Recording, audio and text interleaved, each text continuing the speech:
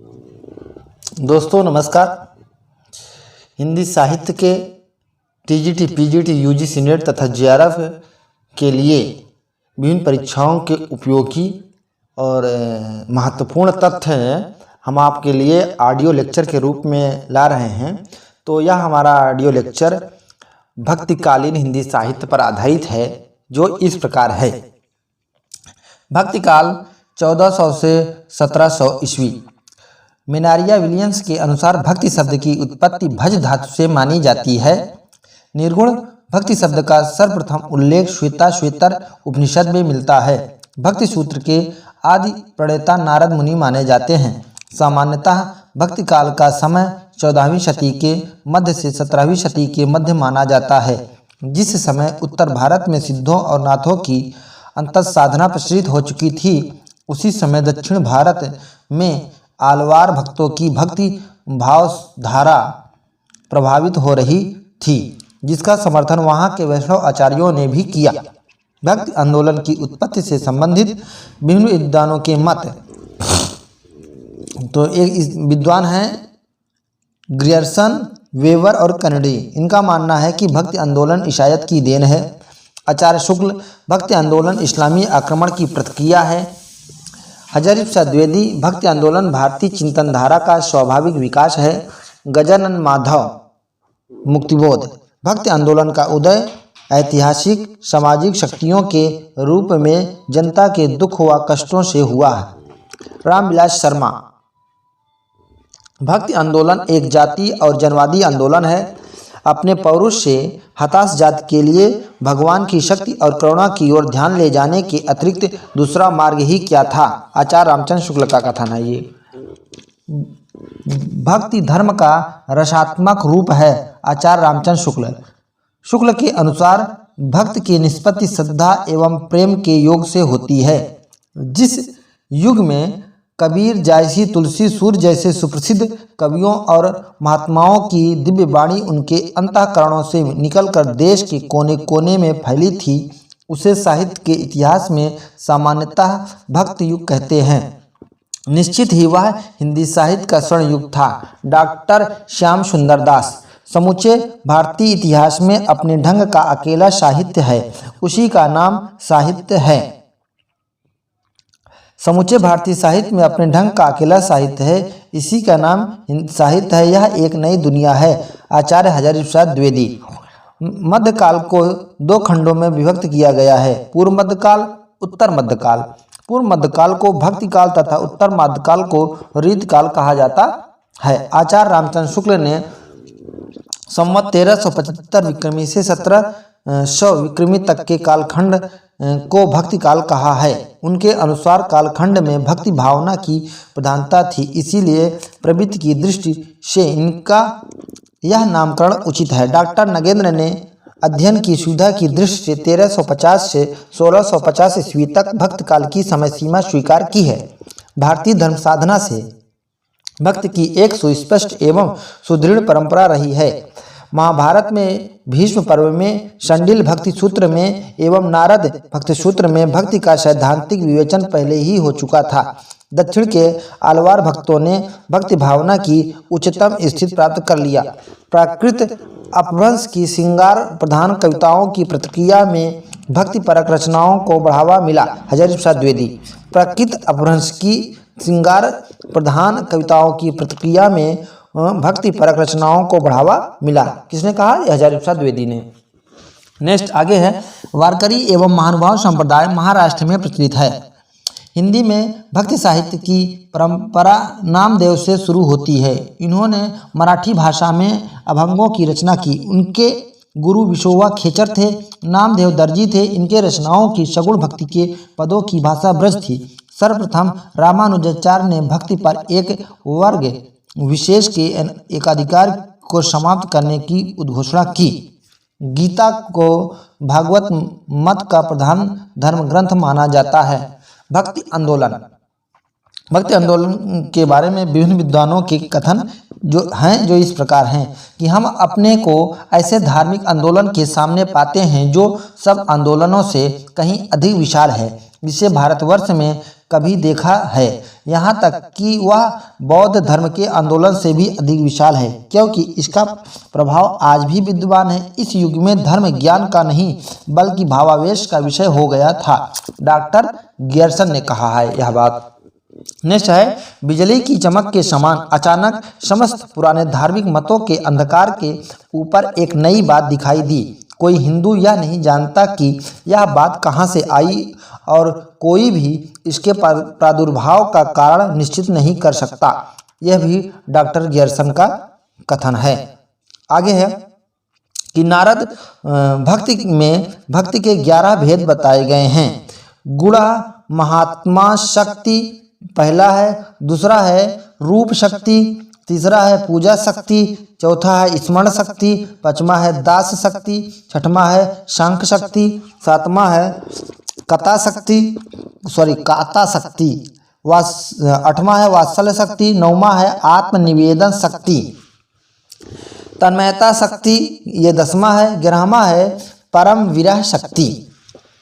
आगे बौद्ध तत्ववाद, जो निश्चय ही बौद्ध आचार्यों की चिंता की देन था, मध्य युग हिंदी साहित्य के उस अंग पर अपना निश्चित पदचिन्ह छोड़ गया है जिसे साहित्य नाम दिया गया है।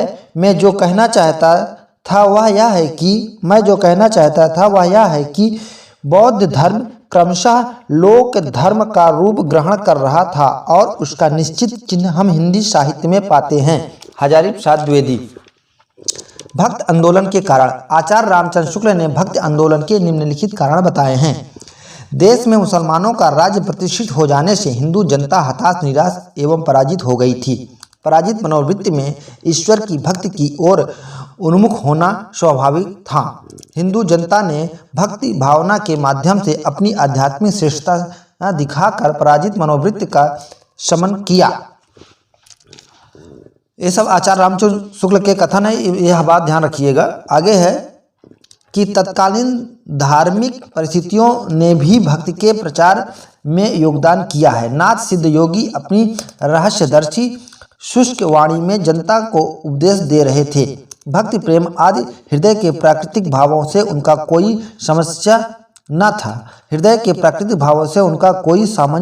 था। भक्ति भावना से ओतप्रोत साहित्य ने इस अभाव की पूर्ति की। भक्ति का मूल स्रोत दक्षिण भारत में था। 7वीं शती में अलवार भक्तों ने जो भक्ति भावना प्रारंभ की उसे उत्तर भारत में फैलने के लिए अनुकूल परिस्थितियां प्राप्त हुई। अन्य मत। आचार्य हजारी प्रसाद द्विवेदी ने शुक्ल जी के मत से असहमत व्यक्त करते हुए कहा है कि भक्ति आंदोलन का उदय ईसाई भावना पराजित मनोवृत्ति की उपज नहीं और न ही यह इस्लाम के बलात् प्रचार के परिणाम स्वरूप उत्पन्न हुई। उनका तर्क यह भी है कि हिंदू सदा से आशावादी जात रही है तथा किसी भी भक्त कवि के काव्य में निराशा का पुट नहीं है। भक्त द्रविण उपजी लाए रामानंद, प्रकट किया कबीर ने 7 दीप नौखंड। यह कबीर दास की पंक्तियां हैं। फिर है भक्त की निष्पत्ति श्रद्धा और प्रेम के योग से होती है। आचार्य रामचंद्र शुक्ल। जार गियर्सन का कथन है कि ये भक्ति आंदोलन का उदय ईसाई धर्म के प्रभाव से मानते हैं। इनका यह तर्क हास्यास्पद है कि रामानुजाचार्य को भावावेश एवं प्रेमोल्लास के धर्म का संदेश ईसाइयों से मिलता है। रामानुजाचार्य, रामानंद, निम्बार्काचार्य, वल्लभाचार्य जैसे शास्त्रज्ञ विद्वानों ने अपने सिद्धांतों की स्थापना के द्वारा भक्तिमाल एवं अवतारवाद के दृढ़तर आयामों पर स्थापित किया, जिसे सूर, कबीर, मीरा, तुलसी ने काव्य रूप प्रदान किया। राधा कृष्ण की युगलोपासना का विधान सनकादिक निम्बार्क संप्रदाय में है। शंकराचार्य ने प्रच्छन्न बौद्ध कहा जाता है। रामानुजाचार्य को वैष्णव भक्ति का आदि आचार्य माना जाता है। इनके गुरु कांचीपूर्ण थे। वैष्णव भक्ति का उदय दक्षिण में हुआ।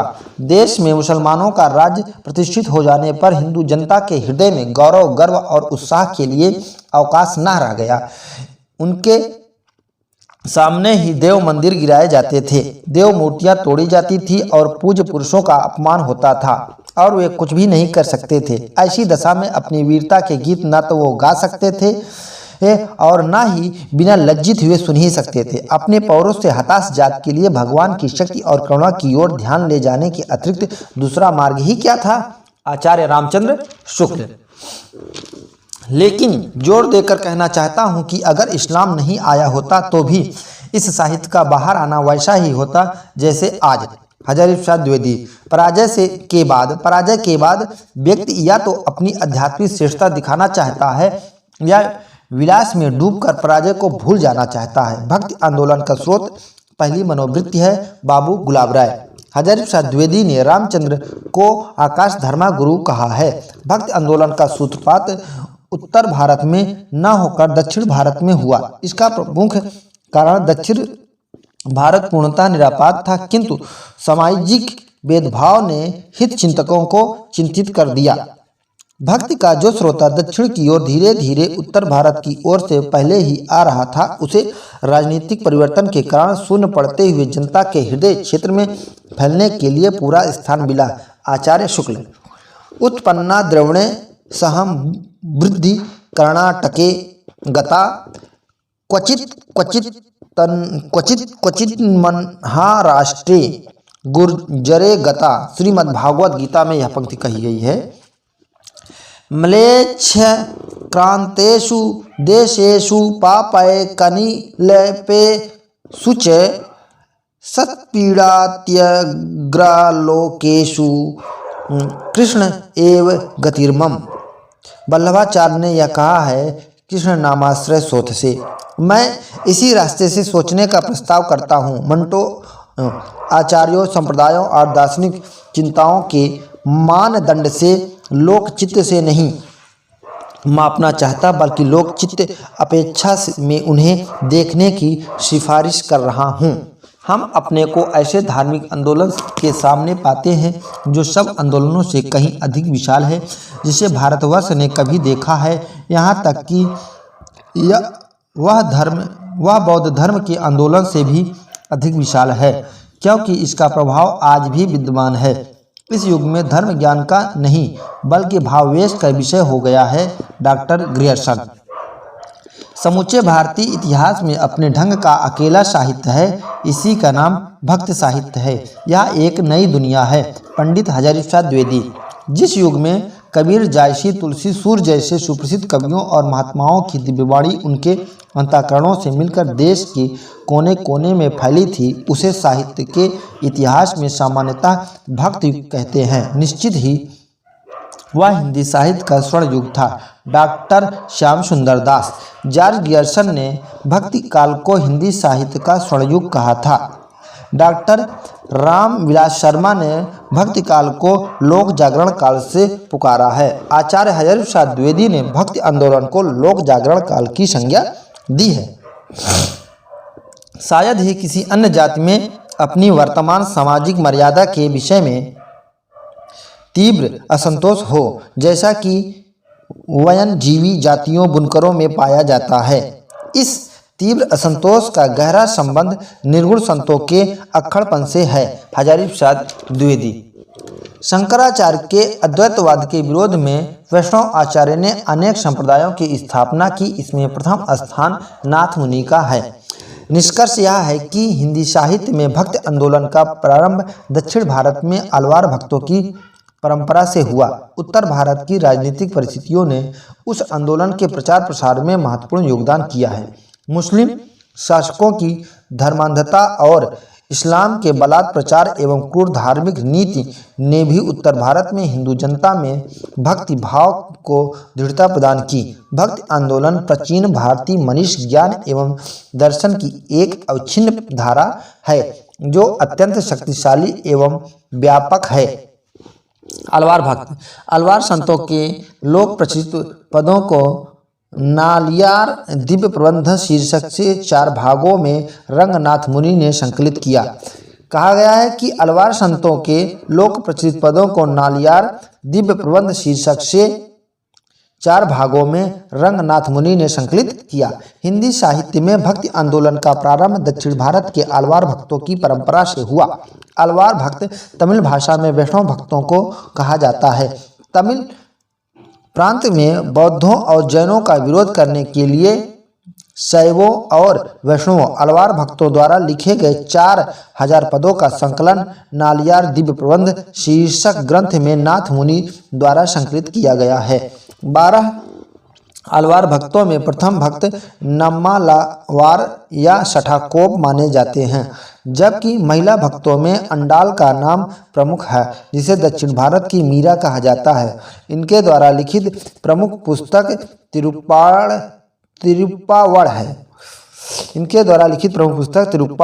है। 12 अलवार भक्तों के नाम इस प्रकार हैं: शरो योगी, भूत योगी, भ्रांत योगी, भक्तिसार, सठकोप, मधुर कवि, कुलशेखर, विष्णुचरित, गोदा, भक्ति धृरेणु, मुनिवाहन, परकाल। 7वें अलवार संत के चेर वंशी राजा कुलशेखर का ग्रंथ पेरुमाल तिरुभोवी है। इन अलवारों में सर्वाधिक लोकप्रिय सठाकोप थे। इन्होंने निम्न पुस्तकों की रचना की है: तिरुवाय मोली, तिरुविरुतम, तिरुवर्गशरीयम और परियति स्वादंदी सहस्त्र गीति।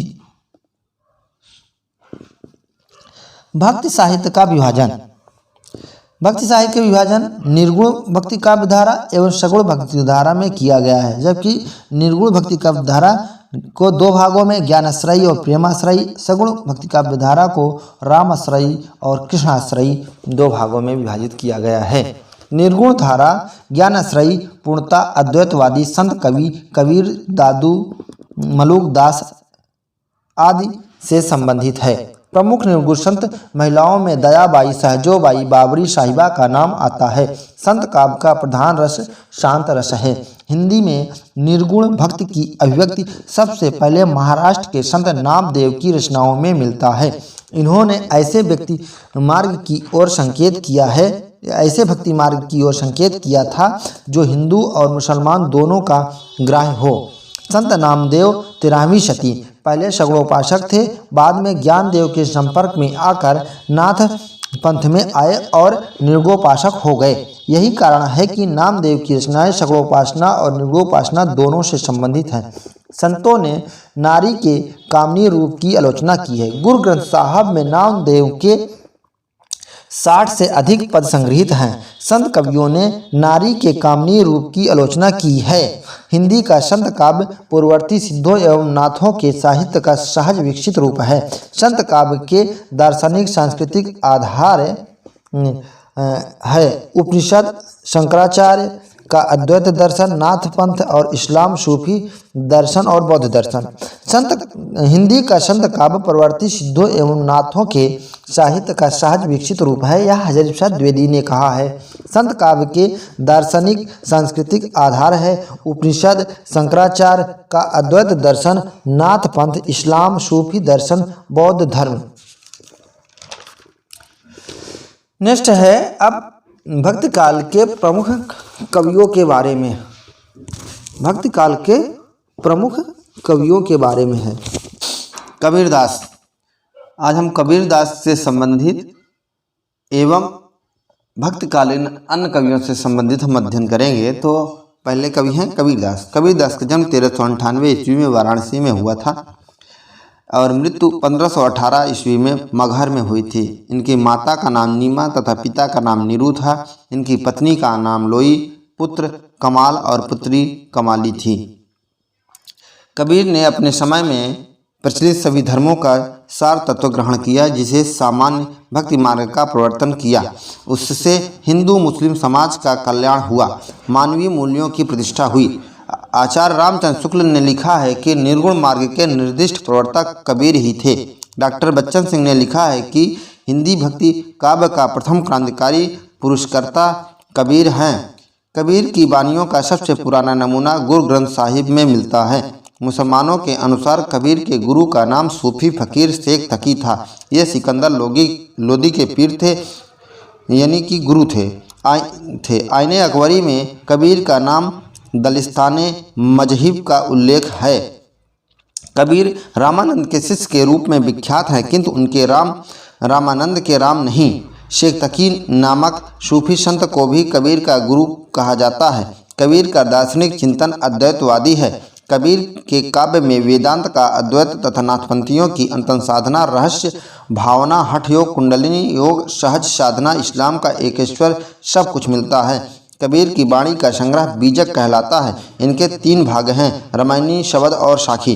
रामायणी और शबद गेय पद हैं, साखी दोहों में है। रामायणी और शबद ब्रज भाषा में है, जो तत्कालीन मध्य प्रदेश की काव्य भाषा थी। साखियों में पूर्वी प्रयोग अधिक है। हिंदी काव्य में निर्गुण भक्ति को पूर्ण प्रतिष्ठित करने का श्रेय कबीर साहब को है। मुसलमानों के अनुसार कबीर के गुरु का नाम सूफी फकीर शेख तकी था। ये सिकंदर लोदी के पीर गुरु थे। हिंदी काव्य में निर्गुण भक्ति की पूर्ण प्रतिष्ठा करने का श्रेय कबीर साहब को है। कबीर के काव्यों का संकलन उनके प्रिय शिष्य धर्मदास ने किया। कबीर के काव्य का संकलन उनके शिष्य धर्मदास ने बीजक नाम से किया था। अब कबीर ग्रंथावली में उपलब्ध है। इनके 3 भाग हैं, साखी, शबद और रामायणी। रामायणी और शबद को गेय पद हैं। रामायणी और शबद में गेय पद हैं और साखी दोहों में। साखी की भाषा राजस्थानी पंजाबी मिली खड़ी बोली है। रामायणी और शबद ब्रज भाषा में है, जिसमें कहीं कहीं पूर्वी बोली का भी व्यवहार है। डॉक्टर श्यामचंद्र दास ने रहस्यवादी कवियों में कबीर का स्थान सर्वोच्च माना है। उन्होंने कबीर की भाषा को पंचमेल खिचड़ी कहा है, क्योंकि उनकी भाषा में खड़ी बोली राजस्थानी, पंजाबी, ब्रज और पूर्वी का मिश्रण है। पंडित हजारी प्रसाद द्विवेदी ने कबीर की वाणी का डिक्टेटर कहा है, जबकि आचार्य शुक्ल ने कबीर की भाषा को सदुक्कड़ी कहा है। आचार्य रामचंद्र शुक्ल ने कबीर की भाषा को सदुक्कड़ी कहा है। सदुक्कड़ी भाषा से आशय है जिसमें अनेक प्रांतीय भाषाओं बोलियों के शब्दों का मिश्रण है। हिंदी में सबसे पहले कबीर ने तर्कों और प्रमाणों का सहारा लेते हुए अटूट आत्मविश्वास के साथ जन्मजात उच्चता का विरोध किया। आईने अकबरी में अबुल फजल अल्लामी में कबीर का परिचय मुहाविद कहकर दिया गया है। आईने अकबरी में अब्दुल फजल अल्लामी में कबीर का परिचय मुवाहिद कहकर दिया गया है। कबीर चरितबोध में कबीर की जन्मतिथि का निर्देश है। संवत 1455 विक्रमी जेठ सुदी पूर्णिमा सोमवार के दिन संत पुरुष का तेज काशी के लहर तालाब में उतरा। उस समय पृथ्वी और आकाश प्रकाशित हो गया। डॉक्टर बच्चन सिंह ने कबीर की भाषा को संत भाषा नाम दिया है। भाषा बहुत परिष्कृत और परमार्जित न होने पर भी कबीर की उक्तियों में कहीं कहीं विलक्षण प्रभाव और चमत्कार है। प्रतिभा उनमें प्रखर थी, इसमें संदेह नहीं। यह आचार्य रामचंद्र शुक्ल का कथन है। प्रतिभा उनमें बड़ी प्रखर थी। आचार्य रामचंद्र शुक्ल कबीर तथा अन्य निर्गुण पंथी संतों के द्वारा हिंदुओं और मुसलमानों का कट्टरपन दूर करने का जो प्रयास किया वह अधिकतर चिढ़ाने वाला सिद्ध हुआ है, हृदय को स्पर्श करने वाला नहीं। यह आचार्य रामचंद्र शुक्ल का कथन है। कबीर की रचना में कितने रंग हैं? कबीर की रचना में कितने रंग हैं? अक्खड़, समाजचेता का, कटुक्तिकार का, एकदम भाव विभोर होकर आत्मसमर्पण का, गहरी रहस्य चेतना का, प्रेम के तन्मय भाव का और चरम वैराग्य का। इन सभी रंगों में उनकी कला सक्रिय है और पूरी तरह संश्लिष्ट है। इतना वैविध्य कम रचनाकारों में मिलेगा। जाहिर है कि इसीलिए फुटकर पद और दोहे लिखकर बिना महाकाव्य लिखे हुए हिंदी के महाकवि हैं। डॉक्टर राम स्वरूप चतुर्वेदी हिंदू तुरक प्रमाण रामायणी शब्दी साखी और पक्षपात नहीं बच्चन सबहि के हित की भाखी अरूढ़ दशा वह जगत पर मुख देखी नहीं न भनी कबीर कान राखी नहीं वर्णाश्रम खड़ दर्शनी। नाभा दासकृत भक्तमाल में कबीर के संबंध में यह कहा गया है। आगे है डॉक्टर बच्चन सिंह ने लिखा है कि हिंदी भक्ति काव्य का प्रथम क्रांतिकारी पुरुषकर्ता कबीर है। आचार्य रामचंद्र शुक्ल के अनुसार कबीर की वचनावली की सबसे प्राचीन प्रति सन 1512 ईस्वी में लिखी है। इसमें कोई संदेह नहीं कि कबीर ने ठीक मौके पर जनता के उस बड़े भाग को संभाला जो नाथपंथियों के प्रभाव से प्रेम भाव और भक्ति रस से शून्य शुष्क पड़ता जा रहा था। आचार्य रामचंद्र शुक्ल का कथन है। उन्होंने भारतीय ब्रह्मवाद के साथ सूफियों के भावात्मक रहस्यवाद, हठयोगियों के साधनात्मक रहस्यवाद और वैष्णवों के अहिंसावाद तथा प्रपत्तिवाद का मेल करके अपना पंथ खड़ा किया है। आचार्य रामचंद्र शुक्ल ईश्वर के धर्म स्वरूप को लेकर, उस स्वरूप को लेकर जिसकी रमणीय अभिव्यक्ति लोक की रक्षा और रंजन में होती है, प्राचीन वैष्णव भक्ति मार्ग की राम भक्ति शाखा उठी। कृष्ण भक्ति शाखा केवल प्रेम स्वरूप ही लेकर नई उमंग में फैली। आचार्य रामचंद्र शुक्ल का कथन है, भक्ति का जो स्रोता दक्षिण की ओर से धीरे धीरे उत्तर भारत की ओर पहले ही आ रहा था, राजनीतिक परिवर्तन के कारण शून्य पड़ते जनता के हृदय क्षेत्र में फैलने के लिए पूरा स्थान मिला। आचार्य रामचंद्र शुक्ल कबीर तथा अन्य निर्गुणपंथी संतों के द्वारा अंतः साधना में रागात्मिकता, भक्ति और ज्ञान का योग तो हुआ। कबीर तथा अन्य निर्गुणपंथी संतों के द्वारा अंतः साधना में रागात्मिका, भक्ति और ज्ञान का योग तो हुआ, पर कर्म की दशा वही रही जो नाथपंथियों के यहाँ थी। आचार्य रामचंद्र शुक्ल कबीरदास की प्रमुख पंक्तियाँ हैं आगे। झिलमिल झगड़ा झूलता बाकी रही न काहू, गोरख अटके कालपुर कौन कहावे साहू। जीवन जोवन राजपद अविचल रहे न कोय, जो दिन जाय सत्संग में जीवन का फल सोय। आछे दिन पाछे गए हरि से किया न हेत, अब पछताए होत क्या जब चिड़िया चुग गई खेत। कोटि चतन पर बोधिए कागा हंस न होय, बहुत दिवस ते हिंडिया सुनि समाधि लगाई। करहा पड़िया गाड़ में दूर पड़ा पछताए। माधो मैं ऐसा अपराधी तेरी भगत होत नहीं साधी। दुर्बल को न सताइए जाकी मोटी हाय, जाको राखो साइयाँ मार सके नहीं कोई। मन के हारे हार है मन के जीते जीत, कथनी तज करनी करे तो विस्ते अमृत होय। बोया पेड़ बबूल का आम कहाँ ते खाए, तंत्र न जानू मंत्र न जानू जानू सुंदर काया। हरि रस परिया जानिए जे कबहू ना जाए खुमार, मैं ममता घूमत फिरे नाहिन तन की सार। आगे ध्यान देंगे कि पोथी पढ़ पढ़ जगमुआ पंडित भया न कोय, ढाई आखर प्रेम का पढ़े सुपंडित होय।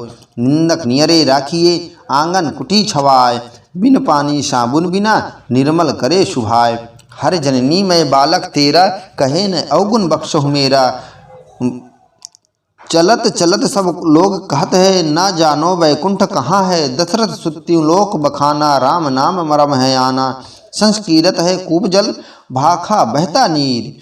और भक्त द्रवड़ी उपजी लाए रामानंद, प्रकट किया कबीर ने सात दीप नौखंड। साईं के सब जीव हैं कीरी कुंजर दोय, आपु ही देव आपु ही पाती आपु ही कुल आपु ही जाति।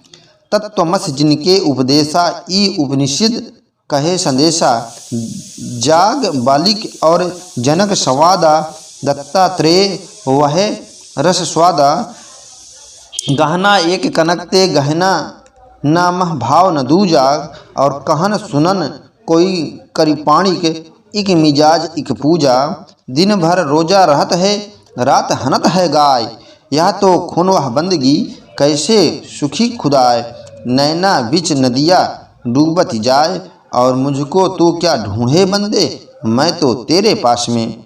मसी कागज छुओ नहीं कलम गयो नहीं हाथ, शीतल शब्द उचारिए अहम आनिए नाही। तेरा प्रीतम तुझ में दुश्मन भी तुझ माए, सो जोगी जाके मन मुद्रा रात दिवस कराई ना निद्रा। सूर समाना चंद में दहु किया घर एक, मन का चिंता तब भया कछु पुरीबल लेख। आकाशे मुखी औंधा कुआं पाताले पनिहार, और ताका पानी को हंसा पीवे विरला आदि विचारी। दिन भर रोजा रहत है रात हनत है गाय, यह तो खून वह बंदगी कैसे खुशी खुदाए। मैं कहता हूँ आखिन देखी तू कहता कागज की लेखी। सतगुर हमसु रिझ कर कहा एक प्रसंग, और बादल बरसा प्रेम का भीज गया सब अंग। तू बाभन बबनी जाया तो आन बाट कोई कहे न आया। हरि मेरा पीऊ मैं हरि की बहुरिया, हर जननी में बालक तेरा सतगुरु हमसु रिझ कर कहा एक प्रसंग, बादल बरसा प्रेम का भीज गया सव्यंग। हमन है इश्क मस्ताना हमन दुनिया को यारी क्या, हमन है इश्क मस्ताना हमन को होश यारी का, हमारा यार हमसे है हमन को दुनिया से यारी क्या। रस गगन गुफा अजर झरे माया महा ठगनी हम जानी, जाति न पूछो स्वाद की पूछ लीजिए ज्ञान। मोर चुनरी में पड़ गयो दाग पिया, मेरा तेरा मनवा कैसे एक होई रे। है कोई गुर ज्ञानी जगत मह इलत वेद बूझे, पानी मह पावक बरे और अधई अखी सूझे। गाय तो नाहर को धरित खायो, हरिता खायो चीता। साईं के संग सासुर आई, संग न सूती स्वाद न जाना, गा जीवन सपने की नाई। हौ बलि कब देखोगे तो ही, अहनिश आतुर दर्शन करन ऐसे व्यापी मोही। तुम जिन जानो गीत है यह निज ब्रह्म विचार, कवि कवीन कविता मुए और कापड़ी केदार जाई। अकेश लूटी मुए बरतिया इनमें किन्हु न पाई। आखिन जो लागी नीर में कांदो जलिया झारी, उत्तर दक्षिण के पंडिता रहे विचार विचार। पांडे कौन कुमति तही लागी, कसरे मुल्ला बाग ने ताजा निवाजा। पांडे कौन कुमत तही लागी, कसरे मुल्ला बाग निवाजा। कुशल कुशल ही पूछते कुशल रहा ना कोय, जरा मुई न भय मुआ कुशल कहाँ ते होय। पूरब जन्म हम ब्राह्मण होते ओछे कर्म तपहीना, राम देव की सेवा चूका पकड़ जुलाहा कीना। नैना अंतर आव तू जूं तो नैन झपेओ, पलकों की पिकडार के पी को लिया रिझाए। भीजे चुनरिया प्रेम रंग बूदन, गुरु मोही घुटियाँ अमर पियाई। दुल्हीन गावो मंगला चारु, हमारे घर आए राजा राम भर तार। सूर तो पहचानिए लरे दीन के हेत, सूरा तो पहचानिए लरे दीन के हेत। अब पुरजा पुरजा कविमरे, पुरजा पुरजा कटिमरे, कबहू न छाणे खेत। सूर तो पहचानिए लरे दीन के हेत, अब पुरजा पुरजा कटिमरे, कबहू न छाणे खेत। मूस तो मांजर खायो श्यारी खायो सावना, संतो अचरज एक भव भारी, पुत्र धरल महतारी। निस दिन खेलत रही अखियान संग, मोह बड़ा डर लागे। रस गगन गुफा अजर झरे, पीछे लगा जाई था लोके वेद के साध। आगे थे सतगुर मिल्या दीपक दिया हाथ, तो को पीऊ मिलेंगे घूंघट के पट खोल रे। सपने में साईं मिले सोवत लिए जगाए, संतो आई ज्ञान की आंधी। पूजा सेवा नेम व्रत सब गुड़ियन का खेल, गुरु गोविंद दो खड़े काके लागू पाए। घूंघट के पट खोल रे बहुरिया, तरसे बिन बालम मोर पिया मोर जिया। तरसे बिन बारम मोर जिया। तंत्र न जानू मंत्र न जानू, तंत्र न जानू मंत्र न जानू, जानू सुंदर काया। हरि रस पिया जानिए जे कबहू न जाय खुमार, मैं ममता घूमत फिरे नाहिन तन की सार। माधो मैं ऐसा अपराधी तेरी भगत होत नहीं शादी, झिलमिल झगड़ा झूलते बाकी रही न काहू। गोरख पर अटके कालपुर कौन कहावे साहू, पंडित और मसालची दोनों सूझे नाह। औरन को करे चांदना आप अंधेरी माह, झारी लागे महलिया गगन घहराए। मिताऊ गड़ैया सुनि करे गैलो धर्मदास।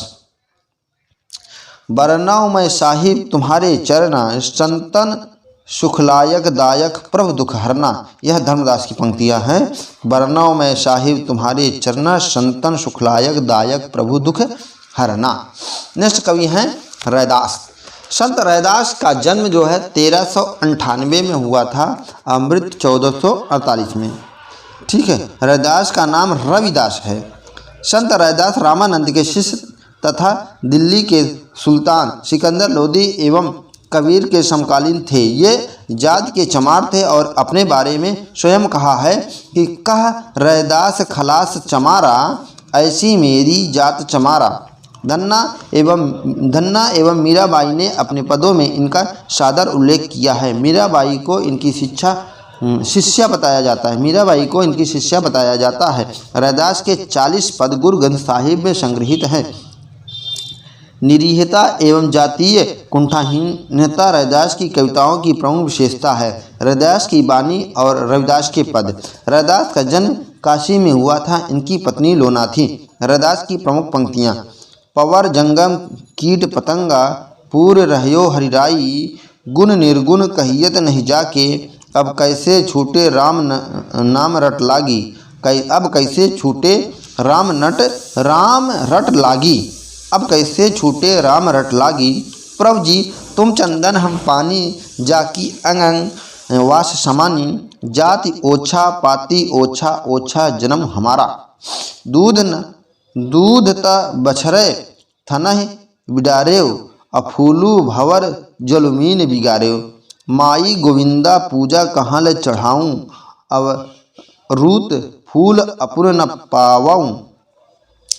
मल या गिरवय रहे भौआ विश्व अमृत, बसही इक संगा, तन मन अर्पऊँ पूज चढ़ावऊँ, गुरु प्रसादी निरंजन पावऊँ।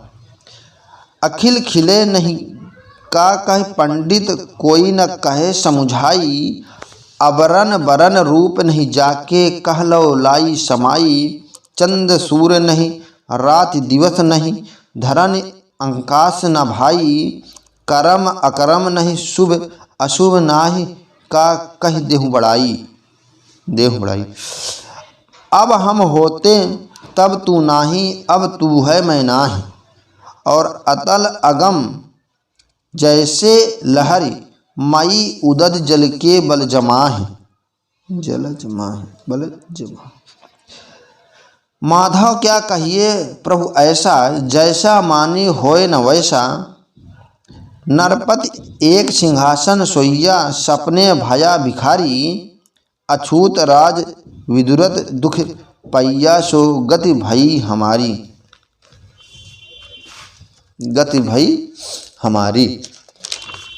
नेक्स्ट है मन चंगा तो कठौती में गंगा, जाके कुटुम सब ढोर ढोवत फिरहि अजहु, बनारसी आसपासा, आचार सहित विप्र करहि दंड उत, तीन तीनय रविदास दासानुदासा।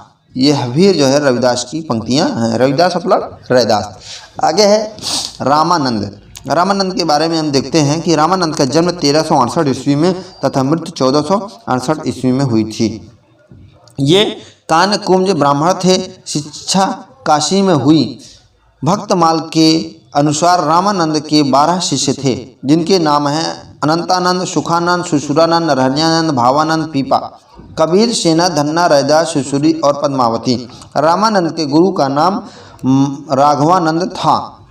इन्होंने रामावत संप्रदाय का प्रवर्तन किया है। रामानंद के गुरु राघवानंद जी ने सिद्धांत पंचमात्रा नामक ग्रंथ की रचना की है। ये मुगल बादशाह बाबर के समकालीन थे। कहा जाता है कि बाबर से भी इनकी भेंट हुई थी। इनके साथ रागी नामक मुस्लिम शिष्य भी रहा करता था। इन्होंने अपना उत्तराधिकार लहना सिंह को सौंपा तथा उनका नाम अंगद रखा। सिख धर्म के प्रवर्तक एवं प्रथम गुरु नानक देव जी हैं। उन्होंने हिंदी में काव्य रचना की है।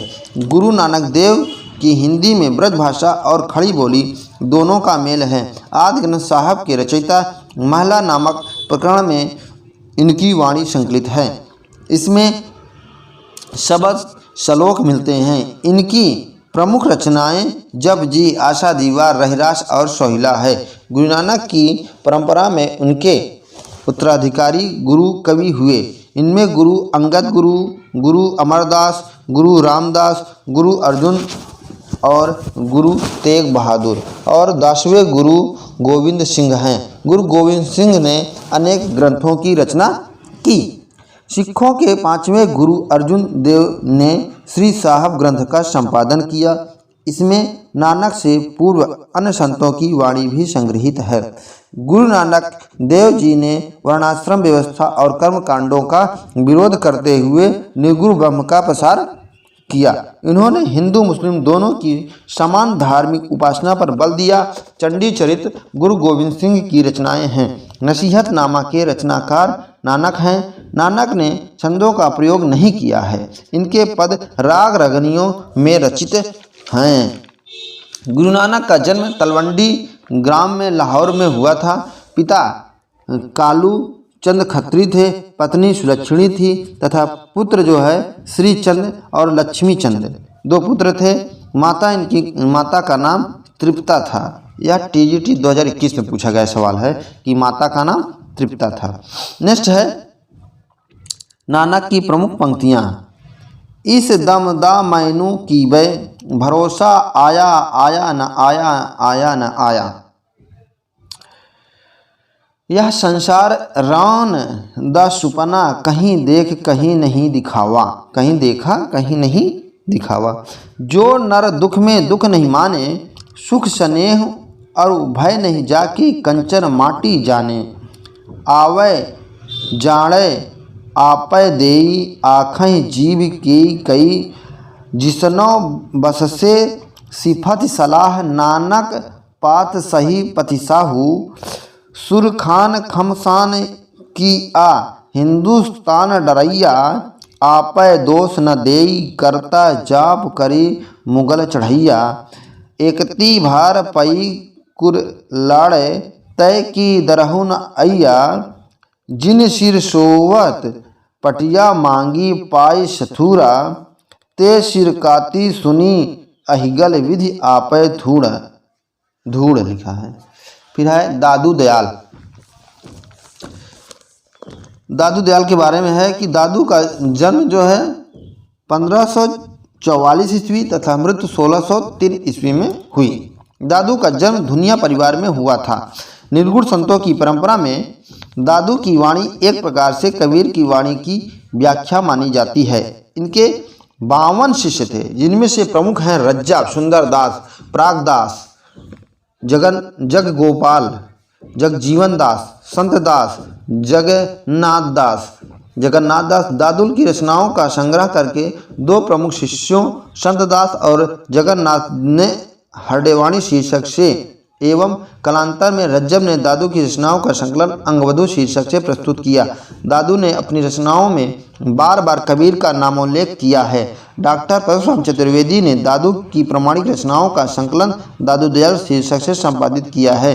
दादू के शिष्य जगजीवन दास ने संतनामी संप्रदाय का प्रवर्तन किया, किंतु दादू दयाल की वाणी में कबीर का नाम बहुत जगह आया है। अतः इसमें कोई संदेह नहीं कि वे कबीर के मतानुयायी थे।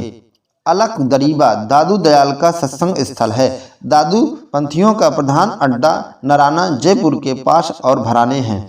दादू पंथ के लोग एक सुविरन रखते थे और संत राम कहकर भी अभिवादन करते थे। दादू के पुत्र गरीब दास, मिस्कीन दास दादू के उत्तराधिकारी हुए। दादू दयाल की जन्म कथा कबीर के जन्म कथा से मिलती जुलती है। दादू दयाल की रचनाओं का प्रामाणिक संकलन दादू दयाल शीर्षक से परशुराम चतुर्वेदी ने किया। अकबर दादू की वाणियों से अत्यधिक प्रभावित हुआ था। दादू की प्रमुख पंक्तियाँ। भाई रे ऐसा पंथ हमारा है, पंख रहित पंथ गह पूरा, अबरन एक अधारा। धीव घीव दूध से रम रहया, व्यापक सबही ठौर। निश्चय यह मसीत यह देहरा सतगुरु दिया दिखाई, अभीतर सेवा बंदगी बाहिर काहे जाई। असत मिलाई अंतर पड़ई, भाव भगत रस जाई। साथ मिलई सुख उपजई, आनंद अंग नवाई। अपना मस्तक काट के वीर हुआ कबीर दाई। दादू की पंक्तियाँ हैं, ठीक है। नेक्स्ट है शिंगा। शिंगा का जन्म 1519 और मृत्यु 1691 ईस्वी में हुई। मरंगीर संत शिंगा के गुरु थे। जल बिच कमल, कमल बिच कलियाँ, और जहाँ वसुदेव अविनाशी, घर में गंगा घर में जमुना, नाहि द्वारिका काशी। यह सिंगा की पंक्तियाँ हैं। फिर है समझ ले औरे मना, आई अंत न होई कोई अपना, यही माया के फंदे में नर आन भुलाड़ा, मन रंगीर। हरिदास निरंजनी, ये निरंजनी संप्रदाय के कवि थे। इस संप्रदाय को नाथ पंथ एवं संत काव्य के बीच की कड़ी माना जा सकता है। इनके द्वारा रचित ग्रंथ हैं अष्टपदी, योग ग्रंथ, ब्रह्म स्तुति, हंस प्रबोध ग्रंथ, निरख मूल ग्रंथ, पूजा योग ग्रंथ, समाधि योग ग्रंथ, संग्राम योग ग्रंथ। इन्होंने ब्रजभाषा में काव्य की रचना की है। निरंजनी संप्रदाय उड़ीसा में प्रचलित है। गुणग्राही गोविंद गुण गावा, भज भज राम परम पद पावा। जंभनाथ, विष्णोई संप्रदाय के प्रवर्तक जंभनाथ थे। संत कवि जंभनाथ का समाधि स्थल संभरा स्थल है जो बहुत विख्यात है। जंभनाथ ने के शिष्य हवाली पावजी, लोहा पागल और दत्तनाथ मालदेव हैं। ये सब जंभनाथ के शिष्य हैं।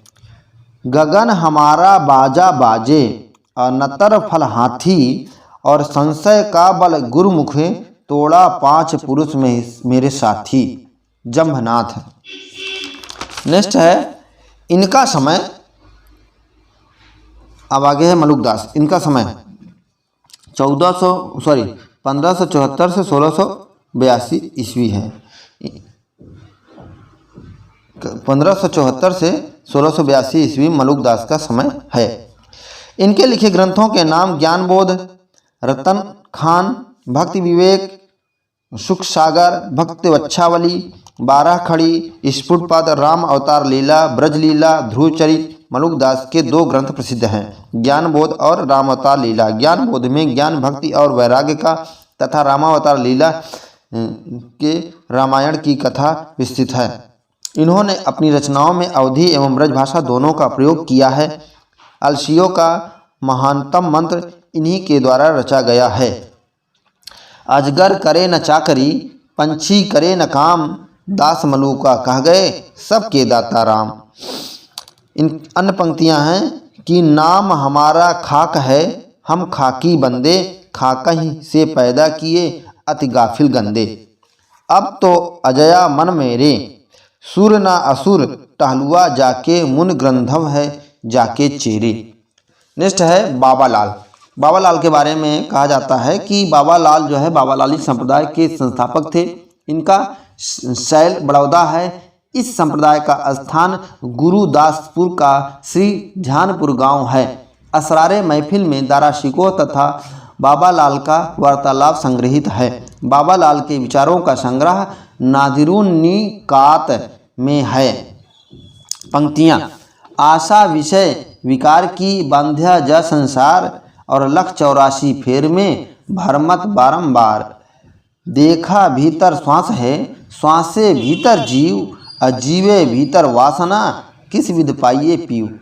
सुंदरदास ये दादू दयाल के शिष्य थे और प्रतिभाशाली कवि थे। इनके द्वारा लिखे ग्रंथों में ज्ञान समुद्र और सुंदर विलास प्रसिद्ध है। इनकी रचनाओं का संकलन सुंदर ग्रंथावली 2 भाग में पुरोहित हरिनारायण शर्मा ने किया। सुंदरदास श्रृंगार रस के परम विरोधी थे। केशव की रसिक प्रिया और नंददास की रसमंजरी की निंदा उन्होंने अपने एक छंद में की। इनकी रचनाएं ब्रज भाषा में है। निर्गुण संत कवियों सुंदरदास सर्वाधिक शस्त्रज्ञ और सुशिक्षित थे। यही कारण है कि इनकी कविता में कलात्मकता और भाषा परमार्जित है। निर्गुण संतों ने गेय पद और दोहे ही लिखे हैं। सुंदरदास ने कवित और सवैया भी लिखा है। इनका सर्वाधिक प्रसिद्ध ग्रंथ सुंदर विलास है। संत कवि सुंदरदास कवित और सवैयों की रचना में सिद्धहस्त था। सुंदरदास की पंक्तियाँ। संत सुंदरदास श्रृंगार रस के कट्टर विरोधी थे। वे लिखते हैं कि रसिक प्रिय रस मंजरी और श्रृंगार ही जान, चतुराई कर बहुविधि विषय बनाई आन। सुंदरदास ने विभिन्न प्रदेशों की रीति नीति पर अनेक व्यंग्यपूर्ण उक्तियाँ कही हैं जो निम्न हैं। आभा उचित अतीत सो होत बिलार और कुकर चाटत हाड़ी गुजरात पर इन्होंने कहा है। वृक्ष न नीरन उत्तम चीर सुदेशन में गत देह मारू, यह मारवाड़ पर। गंधत प्याज बिगारत नाज न आवत लज करे सब अनछन, दक्षिण पर। ब्राह्मण क्षत्रिय वे सरु शूदर चोराई वर्ण के मच्छ बधारत, पूरब। है यह अति गंभीर उठात लहर आनंद की मिष्ठ सु या को नीर सकल पदार्थ मध्य है। बोलियो तो तब बोलियो कि जब बोलिबे की बुद्धि होए, ना तो मुख मौन गही चुप होए रहिए। पात ही सो क्षेम होए पात ही सुरत है। ब्रह्म ते पुरुष अरु प्रकृति प्रकट भई, प्रकृति ते महातत्व पुनि अहंकार है। प्रमुख संत कवि एवं उनके गुरु के बारे में आगे हम चर्चा करेंगे। आगे अभी यहाँ ध्यान दे देते हैं कि शेख फरीद का जन्म 1472 में और 1582 ईस्वी में हुआ था। शेख फरीद का जन्म पंजाब के संत कवियों में उल्लेखनीय है। आदि ग्रंथ में इनके 4 पद संकलित हैं। संत वीरभान उपदेश परक रचनाएं बानी शीर्षक से संकलित हैं। संत वीरभान की उपदेश परक रचनाएं बानी शीर्षक में संकलित हैं। अक्षर अनन ने योग और वेदांत पर कई ग्रंथ लिखे हैं तथा दुर्गा सप्तशती का अनुवाद हिंदी पद्यों में किया है। हरि का नाम अमृत जल निर्मल, हरि का नाम अमृत जल निर्मल इहु औखद जगसारा, गुरु प्रसाद कहे जनु भीखन पावो मोर दुबारा। संत भीखन ने लिखा है। फिर शान सरसी तथा निरंजन संग्रह नामक ग्रंथ के रचयिता है निपट निरंजन स्वामी। सत्यनामी संप्रदाय के प्रवर्तक जगजीवन दास थे। परलोक लोक दो सधे जाय, सोई राजयोग सिद्धांत आय। निज राजयोग ज्ञानी करत, हठ मण धर्म साधत अनंत। ये अक्षर अनंत की पंक्तियां हैं। अक्षर अनंत प्रसिद्ध छत्रसाल के गुरु थे। इनके द्वारा लिखित प्रमुख रचनाएं इस प्रकार हैं: राजयोग, विज्ञान योग, ध्यान योग, सिद्धांत बोध और विवेक दीपिका, ब्रह्म ज्ञान, अनन्य प्रकाश आदि। बावरी साहिबा। निर्गुण संत का अवधारा में एक महिला साधिका थी जिसका समय था 1542 से 1605। रज्जब का पूरा नाम रज्जब अली खां था। रज्जब के गुरु थे।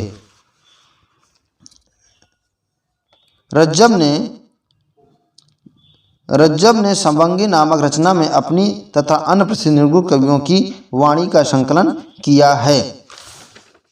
रज्जब ने संबंगी नामक रचना में अपनी तथा अन्य प्रसिद्ध निर्गुण कवियों की वाणी का संकलन किया है। गुरु अर्जुन देव सिखों के 5वें गुरु थे। सुखमणि 52 आखिरी और 12 मासा किस सिख गुरु की रचनाएं हैं? तो गुरु अर्जुन देव और सिखों के 5वें गुरु। जम्बनाथ, भीखान, हरिदास, निरंजनी, संत तुलसी, सुंदरदास आदि संत राजस्थान के प्रमुख संत थे। धरनीदास, दरिया साहेब आदि बिहार के प्रमुख संत थे। कबीर, रैदास, मलूकदास, बुला साहब, गुलाल साहब, जगजीवन दास, बावरी साहिबा, बाबा कीनाराम, पलटू दास, दयाबाई, सहजोबाई आदि उत्तर प्रदेश के प्रमुख संत कवि थे। छत्ता तेरे राज में धक धक धरती होय, जित जित घोड़ा मुख करे तित तित पत्ते होय। प्राणनाथ ने लिखा है। यह सकल कवित्व का अर्थ है सकल बात की बात, दरिया सुमिरन राम का करे कीजे दिन रात। दरिया साहब का यह पंक्ति है। फिर है संत कवियों की प्रमुख अन्य पंक्तियाँ। नेक्स्ट है धुनि ग्रामे उत्पन्नो दादू योगेंद्रा महामुनि, यह रज्जब की पंक्ति है। वेद सुवाणी कूप जल दुखसु प्रापति होय, शब्द साखी सरवर सलिल सुख पीवे सब कोय। संतो मगन भया मन मेरा, अहनिश सदा एक रस लागा, दिया दरीवे डेरा सिंगा। जल बिच कमल कमल बिच कलियाँ, जहाँ वसुदेव अविनाशी, घर में गंगा घर में जमुना, नहीं द्वारिका काशी। नेक्स्ट है मनरंगीर। मनरंगीर कवि हैं, उन्होंने लिखा है कि समुझ ले औरे मन आई, अंत अंत न होय कोई अपना, यही माया के फंदे में नर आन भुलाड़ा। अक्षर अनंत की पंक्तियां हैं। परलोक लोक दो सधे जाय, सोई राजयोग सिद्धांत आप। परलोक लोक दो सधे जाय, सोई राजयोग सिद्धांत आय। निज राजयोग ज्ञानी करंत, हठ मूढ़ धर्म साधत अनंत। आगे है नामदेव की पंक्तियाँ। मन मेरी सुई तन मेरा धागा, खेचर जी के चरण पर नाम सिंधी लागा। निष्ठ है सुफल जन्म मोको गुरु कीना, दुख विसार सुख अनंत कीना। ज्ञान दान मोको गुरु दीना, राम नाम बिन जीवन हीना। किन हूँ पूजू दूजा नजर न आई, एकै पाथर कीजे भाव, दूजे पाथर धुरिये पाँव। जो वो देव तो हम भी देव, कहे नाम देव हम हरि की सेव। भगत हेत मर्यो हरिना, कुछ नृसिंह रूप हवे देह धर्यो। नामा है नामा कहे भगत हेत मर्यो हरिना, कुछ नृसिंह रूप हवे देह धर्यो। नामा कहे भगति बस केशव, अजहू बलि के द्वार खरो। दशरथ नंद राजा रामचंद्र प्रणवय, नामा तत्व रस अमृत पीजे। धनि धनि मेधा रोमावली, धनि धनि कृष्ण ओठ है कांवली। धनि धनि तू माता देवकी, जिह गृह रमैया कमलापति। नेक्स्ट है माई न होती बाप न होता, कर्म न होता काया। हम नहीं होते तुम नहीं होते, कौन कहाँ ते आया।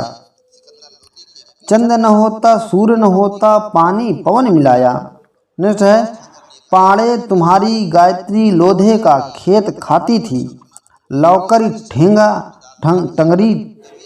ठेंगा टंगरी तोरी, अलंगत आती थी। हिंदू पूजे देहरा, मुसलमान मसीद, और नामा शिबिया जह देहरा ना मशीद। नेक्स्ट है विविध। विविध मतलब कि भक्तकालीन के बारे में, ये संत कवियों के बारे में प्रमुख विविध है। तो आगे देखेंगे। जन श्रुति के अनुसार कृष्णदास पैहरी ने गलता की गद्दी को योग चमत्कार से अपने अधिकार में कर लिया और रामानंद संप्रदाय की गद्दी स्थापित की। कृष्णदास पैहरी के शिष्य कीलदास ने तपसी शाखा की स्थापना की। रामानंद विष्णुदास, अग्रदास, ईश्वरदास, तुलसीदास के पूर्व राम भक्त कवि हैं। हिंदी के राम काव्य परंपरा के पुरस्कर्ता रामानंद माने जाते हैं। कबीर प्रमुख संत कवियों के गुरु। पीछे मैंने चर्चा किया था, अब यहाँ पे इसका वर्णन मैं कर रहा हूँ कि प्रमुख संत कवियों के गुरु। कबीरदास के गुरु रामानंद, रैदास के गुरु रामानंद, पीपा के गुरु रामानंद, धन्ना के गुरु रामानंद, सिंगा के गुरु मनरंगीर, सुंदरदास के गुरु दादू और दादू के गुरु वृद्ध भगवान, मलुकदास के गुरु पुरुषोत्तम, धर्मदास गुरु कबीरदास, रज्जब के गुरु दादू। नेक्स्ट है संत काव्यधारा के प्रमुख नामकरण एवं उसके प्रस्तोता। नामकरण एक तरफ प्रस्तोता।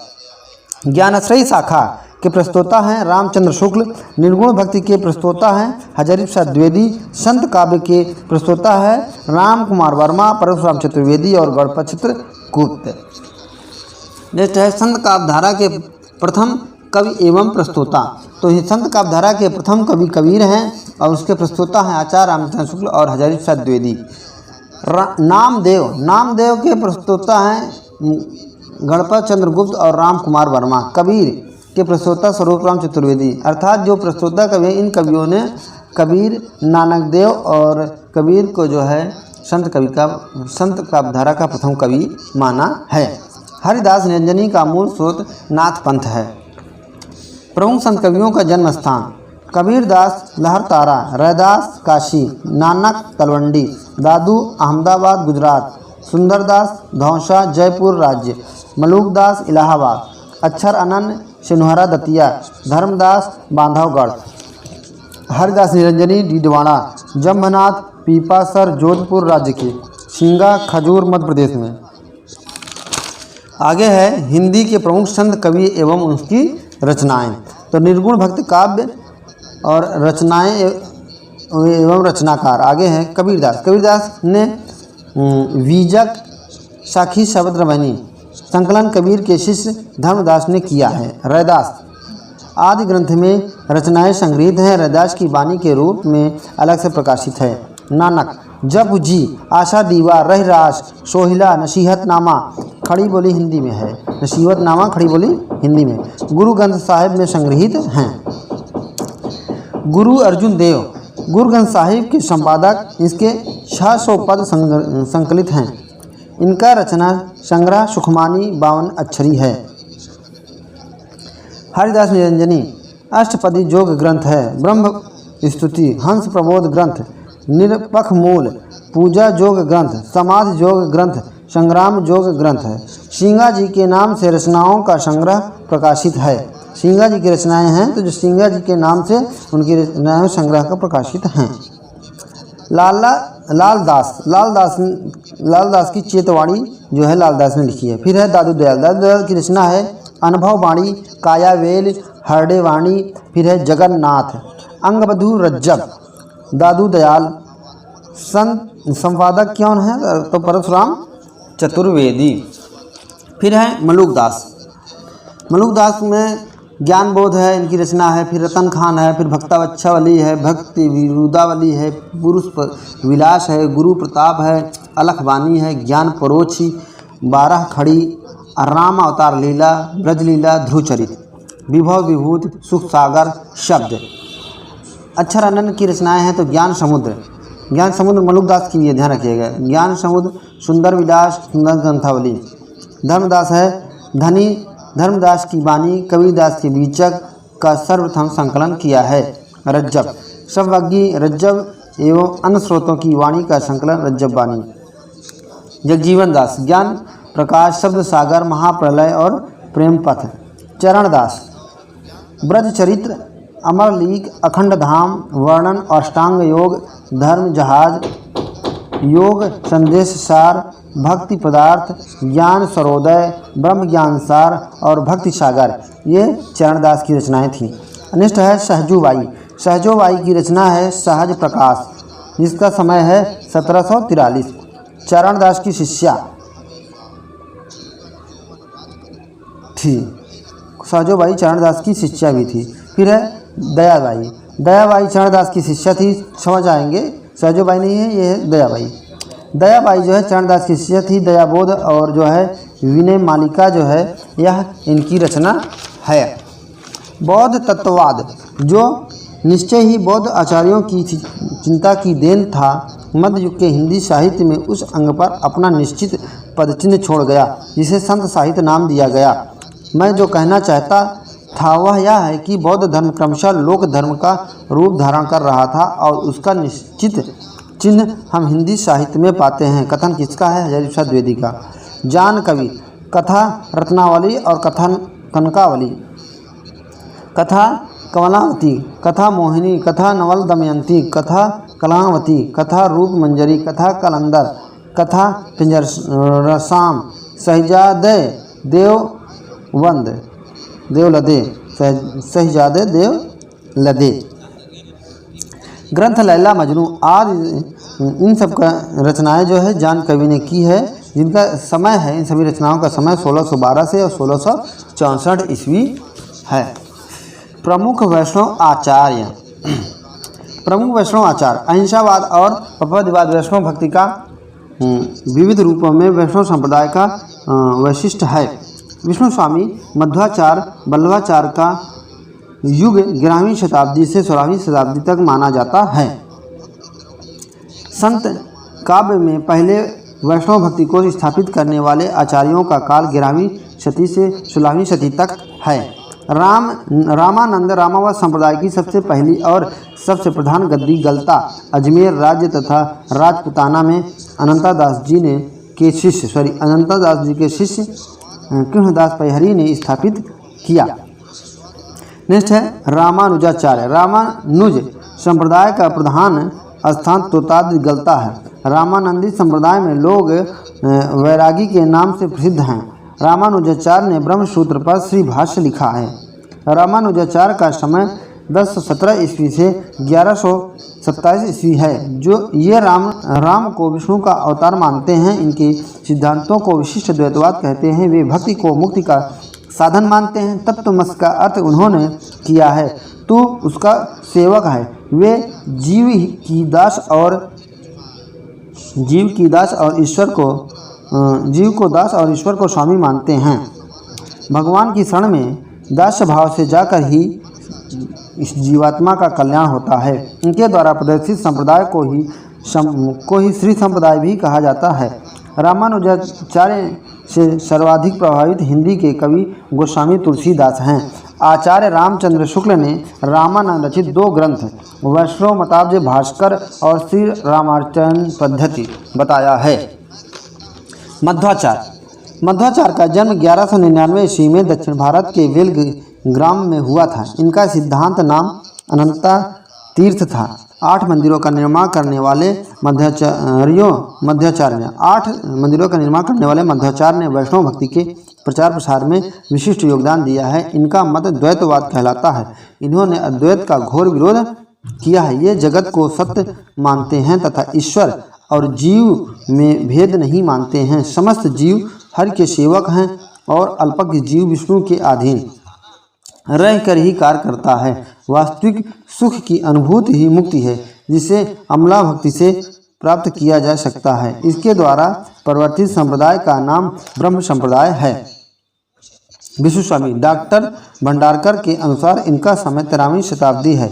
ये ईश्वर को सच्चिदानंद स्वरूप मानते हैं। ये नृसिंह की ईश्वर का प्रधान अवतार बताते हैं। माया ईश्वर की अधीन रहती है। इनके प्रमुख शिष्य हैं तो वल्लभाचार्य थे। इन्होंने विष्णुस्वामी संप्रदाय का प्रवर्तन किया है। दार्शनिक दृष्टि से इनका सिद्धांत शुद्ध द्वैतवाद कहलाता है। इनकी मान्यताओं को ही वल्लभाचार्य जी ने ग्रहण किया था, जो प्रमुख भक्त एवं आचार्य माने जाते हैं। निम्बार्क संप्रदाय। डॉक्टर भंडारकर ने इनका समय 1162 ईस्वी के आसपास माना है। इनका दार्शनिक मत है द्वैतवाद या भेदाभेद कहलाता है। जीव अंश है तथा ब्रह्म अंशी। जीव अल्पज्ञ है। भक्ति की मुक्ति का साधन है। कृष्ण विष्णु के अवतार हैं। राधा कृष्ण की युगलोपासना का विधान इस संप्रदाय में है। स्वामी हरिदास का साखी संप्रदाय इनकी एक शाखा है। वल्लभ संप्रदाय जी का जन्म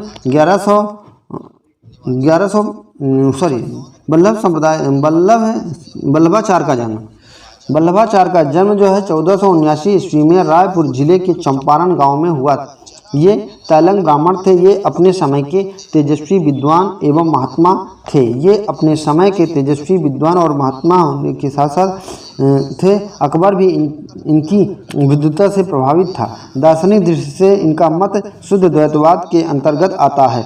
जिस प्रकार स्वर्ण अनेक रूपों में परिवर्तित होने पर भी शुद्ध स्वर्ण ही रहता है, उसी प्रकार ब्रह्म भी शुद्ध है और ब्रह्म की 3 शक्तियां हैं, संघनी, संवित और हृदयनी शक्ति। इन्हीं से वह क्रमशः सच्चित और आनंद को प्रकट करता है। जीव के 3 रूप हैं, शुद्ध जीव, संसारी जीव और मुक्त जीव। जड़ जगत उत्पन्न तथा नष्ट नहीं होता है, अपितु इसका आविर्भाव एवं तिरोभाव होता है। भगवान के पोषण या अनुग्रह से ही भक्ति प्राप्त होती है। ऐसा मानने के कारण इनकी भक्ति को पुष्टि मार्ग कहा जाता है। वल्लभाचार्य के शिष्यों का जीवन वृत्त 84 वैष्णव की वार्ता में उपलब्ध है, जबकि 252 वैष्णव की वार्ता में विट्ठलनाथ के शिष्यों का जीवन वृत्त है।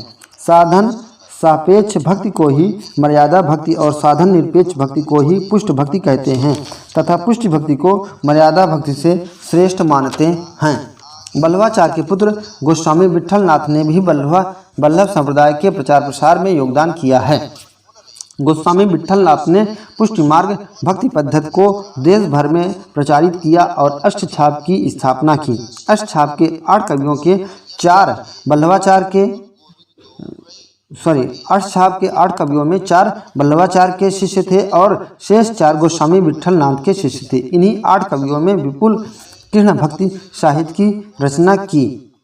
गोस्वामी विट्ठलनाथ ने अपने 7 पुत्रों को 7 नगरों में सेवा या पूजा का अधिकार देकर पुष्ट मार्गी भक्ति को देशव्यापी स्वरूप प्रदान किया।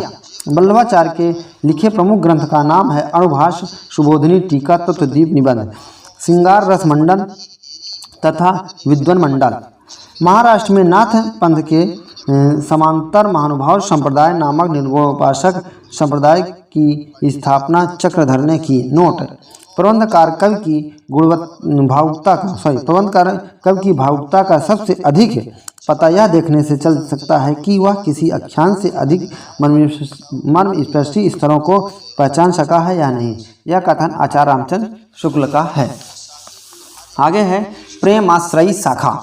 प्रेमाश्रयी शाखा में हजारी प्रसाद द्विवेदी ने हिंदी प्रेमाख्यान का मूल स्रोत संस्कृत, प्राकृत व अपभ्रंश की काव्य परंपराओं में सिद्ध किया। शुक्ल जी ने सूफी पद्धति का अंतिम ग्रंथ नूर मोहम्मद कृत इंद्रावती को माना है।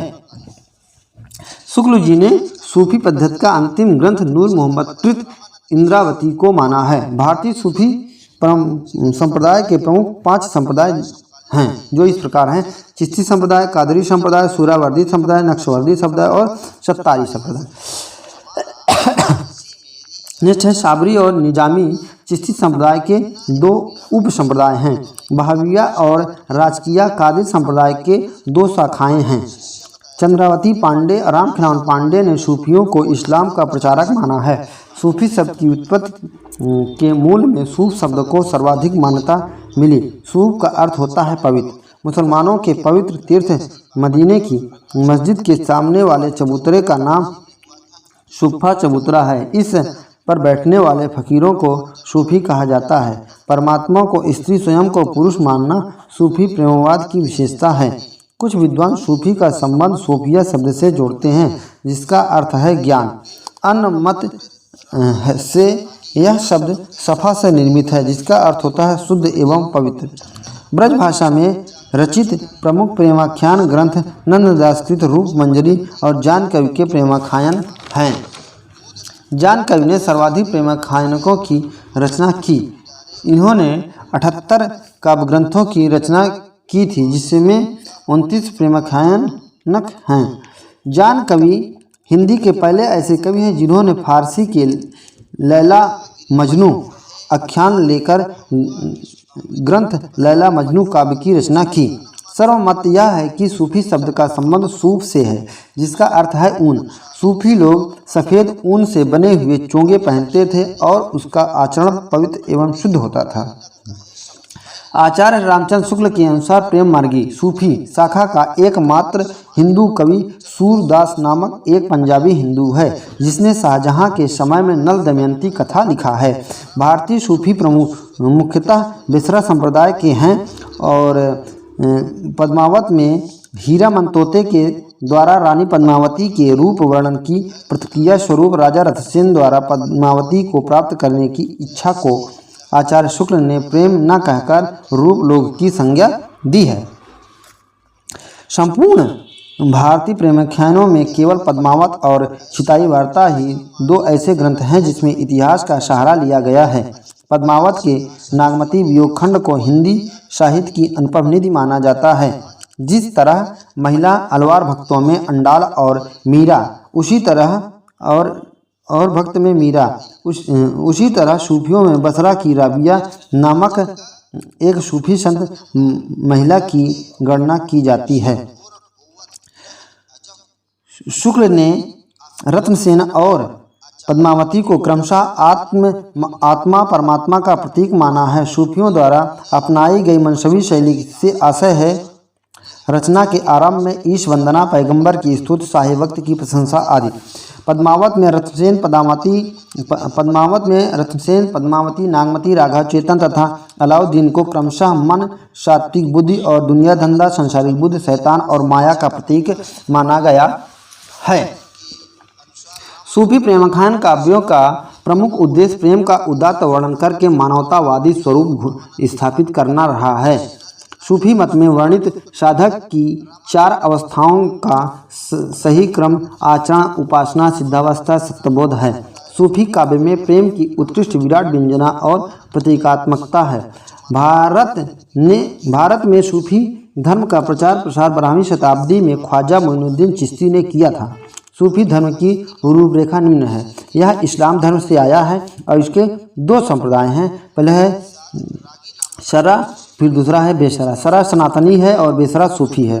फिर है बेशरा जो सूफी संप्रदाय है, इसके भी 4 भाग हैं। पहला है चिश्ती संप्रदाय। चिश्ती संप्रदाय को जो है शाबरी और निजामी भी, इसके 2 भाग हैं। फिर है सोहरावर्दी संप्रदाय, इसके भी जो है 5 भाग हैं। पहला है जलाली, फिर है मसदूमी, मीरन शाही, दौला शाही और इस्माई शाही। नेक्स्ट है कादरी संप्रदाय। यह वाहिबिया और रजाकिया संप्रदायों में विभक्त है। अंतिम है नक्शबंदी संप्रदाय। सूफी संप्रदाय का प्रवर्तक, प्रथम संप्रदाय और आदि प्रवर्तक, ठीक, भारत के प्रवर्तक और समय। फिर है चिश्ती संप्रदाय, इसके जो है आदि प्रवर्तक हैं अबू अब्दुल्ला चिश्ती। भारत में इसके प्रवर्तक हैं मोइनुद्दीन चिश्ती और इसका समय 12वीं शताब्दी का उत्तरार्ध है। सोहरावर्दी संप्रदाय, जिसका भारत में कोई उल्लेख नहीं मिलता और इसके विश्व में इसके सोहरावर्दी संप्रदाय जलालुद्दीन सुर्खपोश 13वीं शताब्दी का पूर्वार्ध है। कादरी संप्रदाय अब्दुल कादिर जिलानी, बगदी मोहम्मद गौस और 15वीं शताब्दी का उत्तरार्ध है। नक्शबंदी संप्रदाय और वहा अल-दीन नक्शबंद, मोहम्मद बाकी गिल्लाह वैरंग 16वीं शताब्दी। सूफी दर्शन के तवस्सुफ कहते हैं। सूफी दर्शन को तवस्सुफ है, तसव्वुफ है, सूफी दर्शन को तसव्वुफ कहते हैं। सूफी शब्द की उत्पत्ति के संबंध में निम्न मत हैं। सूफ का अर्थ होता है ऊन, ठीक, सब से होता है पंक्ति। सूफा का अर्थ होता है चबूतरा। सूफिया का होता है विद्या और ज्ञान, और सफ़ा का अर्थ होता है पवित्र और निर्मल। विभिन्न विद्वानों के अनुसार सूफी या प्रेम मार्गी के प्रथम कवि एवं उसकी रचना हंसावली 1370 समय है, आशायित चित्र है और गणपत चंद्रगुप्त ने इसे सूफी का प्रथम काव्य माना है। चंद्रवरदाई 1379 समय है, मुल्ला दाऊद इसके रचयिता है। रामपुर और ने इसे प्रथम सूफी काव्य माना है। सत्यवती कथा का समय 1501 है। ईश्वर दास ने इसको लिखा है। हजारी प्रसाद द्विवेदी ने इसे सूफी मत का प्रथम काव्य माना है। मृगावती जो इसका समय 1501 है, कुतुबन द्वारा रचित है। रामचंद्र शुक्ल ने इसे सूफी का प्रथम कवि माना है। सूफी समुदाय का प्रथम कवि और रचना माना है। इस प्रकार से मानिए। प्रथम सूफी काव्य ग्रंथों का परिचय एवं चंदायन को ही माता प्रसाद गुप्त ने लोर कहा या लोर कथा नाम भी दिया है। इस ग्रंथ की रचना सूफी कवि मुल्ला दाऊद ने 1379 ईस्वी में की थी। डॉक्टर राम कुमार वर्मा ने मुल्ला दाऊद के चंदायन से हिंदी प्रेमाख्यान परंपरा का प्रवर्तन माना है। उन्होंने अपने इतिहास ग्रंथ में मुल्ला दाऊद को संधि काल के अंतर्गत रखा है। चंदायन पूर्वी भारत में प्रचलित लोरिक और उसकी पत्नी मैना और उसकी विवाहित प्रेमिका चंदा की प्रेम कथा पर आधारित है। नायक लोरिक के नाम पर इसे लोरिकायन या लोरकहा भी कहते हैं। चंदायन की भाषा परिष्कृत अवधि है। इसमें चंदा को पद्मावत की भांति अलौकिक सत्ता का प्रतीक माना गया है। इस ग्रंथ की भाषा अवधि है। चंदायन के रचयिता मुल्ला दाऊद रायबरेली जिले के डलमहुआ के रहने वाले थे। मृगावती आचार्य रामचंद्र शुक्ल ने मृगावती के रचयिता कुतुबन को हिंदी प्रेमाख्यान परंपरा का प्रथम कवि माना है, किंतु डॉक्टर नगेंद्र ने हंसावली को सूफी प्रेमाख्यान काव्य परंपरा का प्रथम रचना स्वीकार किया है। कुतुबन शेख हुसैन शाह के राजश्रित कवि थे। कुतुबन हुसैन शाह के राजश्रित कवि थे। कुतुबन के गुरु शेख बुरहान थे। इस ग्रंथ का नायक चंद्रनगर के राजा गणपति देव के राजकुमार और नायिका कंचनपुर की रानी रूप मुरारी की कन्या मृगावती की प्रेम कथा है। मृगावती के प्रथम दर्शन से ही नायक के हृदय में प्रेम उत्पन्न हो जाता है और वह उसे प्राप्त करने हेतु योगी का वेश धारण कर घर से निकल जाता है। मार्ग में एक अन्य सुंदरी से विवाह करता हुआ अंत में मृगावती को प्राप्त कर लेता है। इस ग्रंथ की कथा को परिणत संत रस में हुई है, क्योंकि अपभ्रंश के काव्यों की भांति इसके नायक की मृत्यु हो जाती है और नायिका सती हो जाती है। यह ग्रंथ अवधी भाषा में लिखा गया है। इसमें भी कड़वक शैली, दोहा चौपाई शैली का ही प्रयोग किया गया है। रुक्मणी पुनः वैसे मर गई, कुलावती सत्सो सत्सई, वाहर वह भीतर वह होई, घर बाहर को रहे न कोई, विधि कर रचित विधि कर चरित न जाने आनु, जो शीर्षा सो जाहि यानु। यह जो है मृगावती की पंक्तियां हैं। आगे है मधुमालती। मधुमालती का समय 1545 माना जाता है। मधुमालती की रचना मंझन ने 1545 ईस्वी में की। इसके नायक का नाम मनोहर तथा नायिका का नाम मधुमालती है। इसकी भाषा अवधी तथा इसमें भी कड़वक शैली का प्रयोग किया गया है। मृगावती एवं मंझन कृत मधुमालती में दोहा और चौपाई का क्रम 5 चौपाइयों के उपरांत दोहा है। इस ग्रंथ में मनोहर और मधुमालती कथा तथा हिंदी के समांतर प्रेम और ताराचंद की प्रेम कथा चलती है। सामान्यतः हिंदी प्रेमाख्यानों में नायक की बहुपत्नीवादी दिखाया गया है, किंतु मधुमालती इसका अपवाद है, पुनर्जन्मवाद। 16वीं शती के बनारसी दास जैन ने अपने आत्मचरित अर्धकथानक में मधुमालती और मृगावती की प्रेमाख्यानों का उल्लेख किया है। इसकी प्रमुख पंक्तियां हैं कि नयन विरह अंजन जिन सारा, विरह रूप दर्पण संसारा, कोटि माहि विरला जग कोई, जाहि शरीर विरह दुख होई, रतन की सागर सागरहि गज, मोती गज कोई, चंदन की बन बन उपजय, विरह की तन तन होई। मधुमालती की पंक्तियां हैं। ठीक है।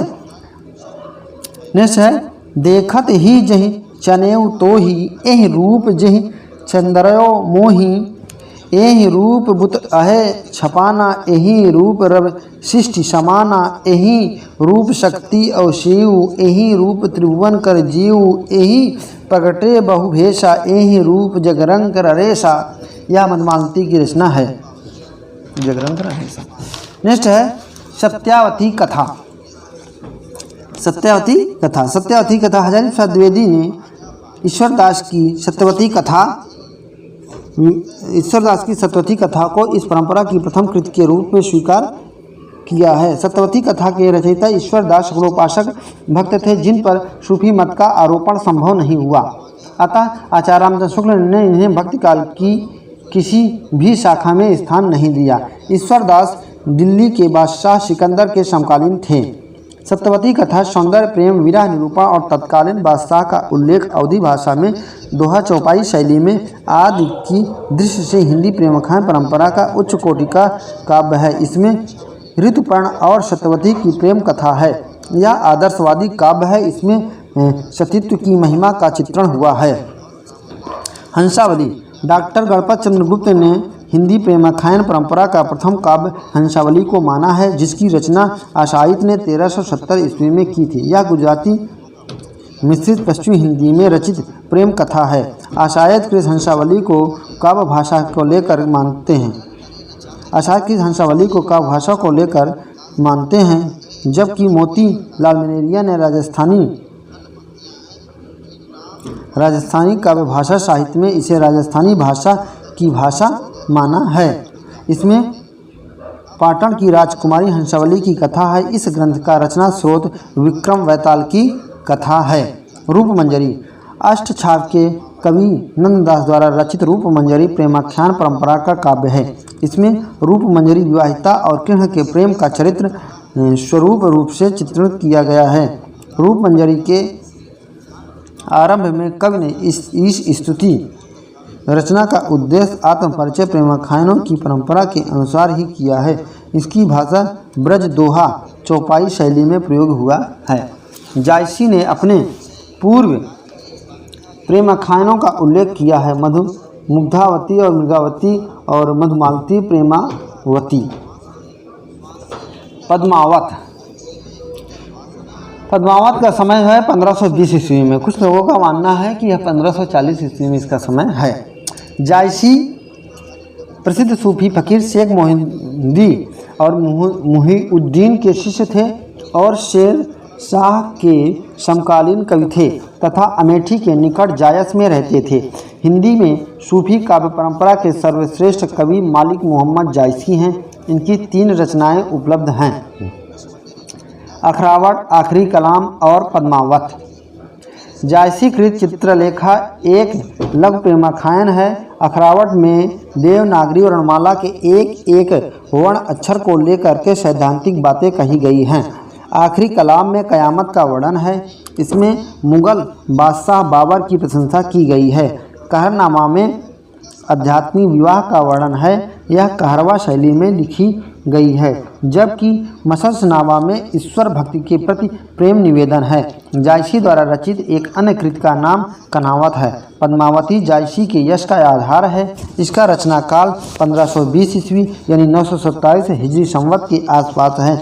यह प्रबंध काव्य है। पद्मावत में चित्तौड़ के राजा रत्नसेन और सिंघल द्वीप की राजकुमारी पद्मावती के प्रेम विवाह एवं विवाहेतर जीवन का चित्रण मार्मिक रूप से हुआ है। हेतु उत्प्रेक्षा जायसी का प्रिय अलंकार है।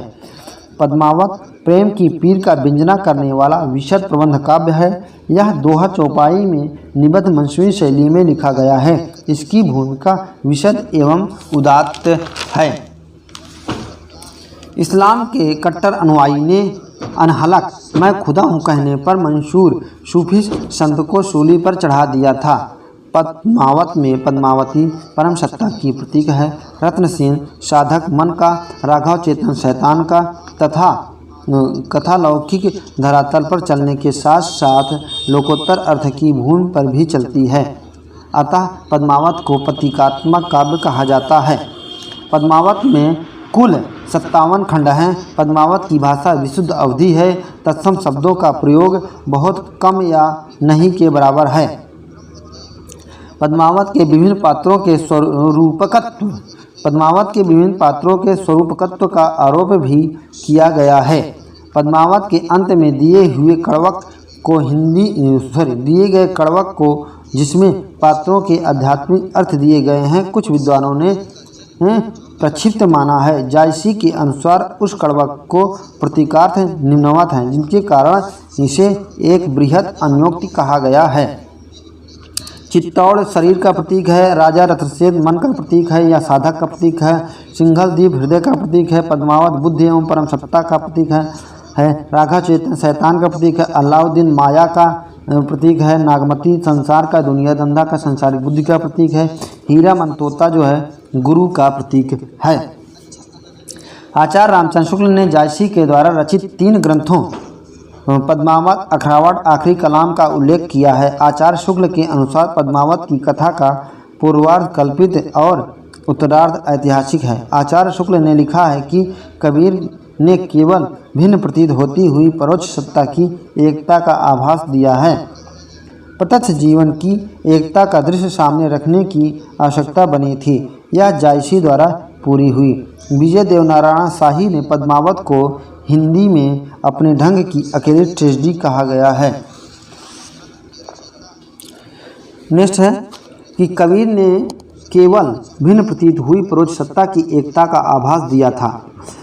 प्रत्यक्ष जीवन की एकता का दृश्य सामने रखने की आवश्यकता बनी थी। यह जायसी द्वारा पूरी हुई है। आचार्य रामचंद्र शुक्ल ने कहा है। माधव नल कामकंदला यह गणपत की रचना है। माधव नल कामकंदला की प्रसिद्ध प्रेम कथा को लेकर के इसी नाम से 3 ग्रंथ लिखे गए हैं, जो क्रमशः गणपत कल्लोल है ना, गणपति ने लिखा है, फिर कल्लोल ने लिखा है, फिर आलम ने लिखा है। मतलब 3 लोगों ने माधव और कामकंदला नाम से रचना लिखी है। आलम ने नायक नायिका केवल एक जन्म तक की कथा वस्तु को सीमित कर रखा है, जबकि अन्य दो में से कई जन्मों का वृत्तांत है। यह ग्रंथ केवल दोहे में है। चित्रावली 1613 ईस्वी की रचयिता उस्मान ने अपनी रचना का उद्देश्य अमर होने की इच्छा पूर्ति करना बताया है। उस्मान ने गुरु हाजी बाबा से उस्मान ने अन्य कवियों को चित्रावली से बढ़कर प्रेम कथा लिखने की चुनौती दी है। जा कि बुद्ध होए अधिकाई आन कथा एक कहे बनाई। कुतुब शाह किसी अज्ञात कवि द्वारा दिल्ली के सुल्तान फिरोज शाह के पुत्र कुतुबुद्दीन और साहिबा की प्रेम कथा पर लिखा गया एक प्रेमाख्यान है। सूफी कवि उस्मान जहांगीर के समकालीन थे और इनके गुरु हाजी बाबा थे। गाजीपुर के रहने वाले सूफी कवि उस्मान कृत चित्रावली में नेपाल के राजकुमार सुजान और रूपनगर की राजकुमारी चित्रावली की प्रेम कथा है। शेख नबी कृत ज्ञानदीप में राज ज्ञानदीप और रानी देवजानी की कथा है। नूर मोहम्मद कृत इंद्रावती में कलिंजर के राजकुमार और आगमपुर की राजकुमारी इंद्रावती की प्रेम कथा है। आचार्य शुक्ल ने नूर मोहम्मद कृत अनुराग बांसुरी में निम्न विशेषताओं का उल्लेख किया है। इनकी भाषा सूफी रचनाओं में बहुत अधिक संस्कृत गर्भित है। हिंदी भाषा के प्रति मुसलमानों के भाव और शरीर, जीवात्मा और मनोवृत्तियों को लेकर पूरा अध्यावासित रूप एलेगरी खड़ा करके कहानी बंधी है। चौपाइयों के बीच बीच में उन्होंने दोहे न लिखकर बरबय लिखे हैं। अब नेक्स्ट है प्रमुख प्रेमाख्यान काव्य और उनके नायक नायिका निम्न है। चंद्रायन के नायक हैं लोर या लोरी, नायिका है चंद्रा। सत्यवती कथा के में नायिका राजकुमारी सत्यवती और राजकुमार ऋतुपर्ण है। मृगावती में राजकुमार और मृगावती है। पद्मावत में रथसेन, पद्मावती और पत्नी नागमती है। मधुमालती में मधुमालती, मनोहर और प्रेम ताराचंद है। माधव नल कामकंदला और माधव। रूपमंजरी विवाहिता रूपमंजरी और कृष्णा है। रत्नसेन रंभा और सोमा। संवत 1700 में दक्षिण के शायर नसरती ने मधुमालती के आधार पर दक्षिणी उर्दू में गुलशाने इश्क के नाम से एक प्रेम कहानी लिखी है। फारसी में रौज़तुल हक़ायक़ की रचना नूर मोहम्मद ने की। दिल्ली के बादशाह मोहम्मद शाह के समकालीन नूर मोहम्मद कृत इंद्रावती के नायक नायिका क्रमशः कलिंजर के राजकुमार और आगमपुर की राजकुमारी इंद्रावती है। नूर मोहम्मद कृत अनुराग बांसुरी की भाषा संस्कृत गर्भ है। इसमें हिंदी भाषा के प्रति मुसलमानों का भाव है। इसमें शरीर, जीवात्मों और मनोवृत्तियों को लेकर रूपक बांधा गया है। चौपाइयों के बीच दोहे न रहकर बरबय का प्रयोग है। सूफी का परंपरा के कवियों की प्रमुख पंक्तियाँ। कुतुबन आगे है। कुतुबन के बारे में देखते हैं। रुक्मणी पुन वैसे मर गई, कुलवंती सतसो सती भई। बाहर वह भीतर वह होई, घर बाहर को रहे न कोई। विधि कर चरित रहे न जाने आनु, जो सिरजा सो जाहि नियानु। मंझन आगे मंझन की पंक्तियां हैं कि विरह अवधि अवगाह अपारा, कोट माय एक परे तपारा। विरह जगत अवस्था जाहि, विरह रूप यह सृष्टि सबाही। नयन विरह अंजन दिन सारा, विरह रूप दर्पण संसारा। कोटि माहि बिरला जग कोई, जाहि शरीर विरह दुख होई। रतन की सागर सागहि जग मोती जग कोई, चंदन की बन उपजे विरह की तन तन होई। देखत पहचाने तोहि एहि रूप, जेहि छंदरायो मोहि। एहि रूप बुत अहे छपाना, एहि रूप सब सृष्टि समाना। एहि रूप शक्ति और शिव, यही रूप त्रिभुवन कर जीव। एहि प्रगटे बहुभेषा, एहि रूप जगरंग कर रेशा। जायसी आगे है। जायसी की प्रमुख पंक्तियां हैं कि औसन जान कवित अस्कीना मकु यह रहे जगत महचीना आदि अंत जस कथ्य कहे लिखि भाषा चौपाई कहे तन चित उर मन राजा कीना ही सिंगल बुद्धि पद्मिनी चीन्हा गुरु सुआ जही पथ दिखावा बिन गुरु जगत को निर्गुण पावा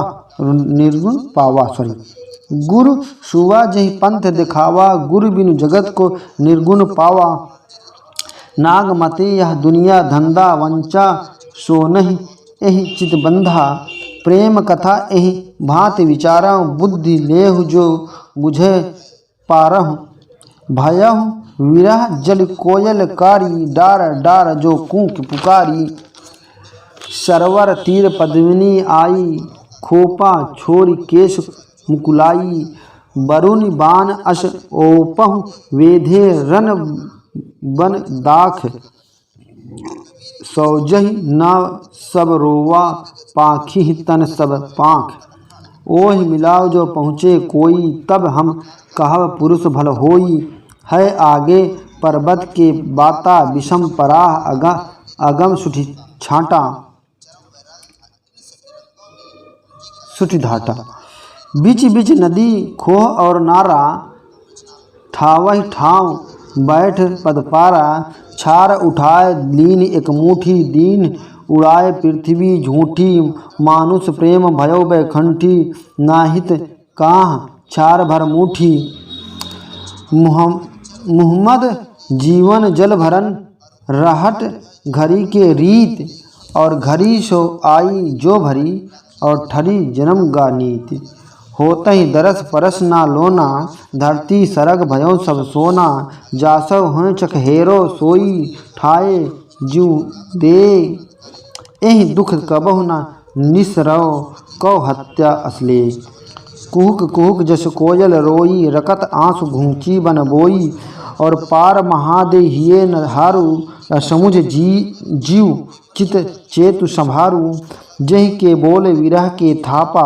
कहूँ के भूख कहाँ तही छापा कवि व्यास रस कमला पूरी दूरहि नियर न्यूर दूरहि न्यूर नियर भादुरी जही मुख देखा देहि हंसा सुना तो आवे अंशु मोहम्मद एह कहीं जोर सुनावा सुन जो प्रेम पीर गा पावा मोहम्मद एह गही जोर सुनावा सुन जो प्रेम पीर गा पावा नयन जो देख कमल भा निर्मल नीर शरीर हंसत जो देखे हंस भा दसन ज्योति नगहीर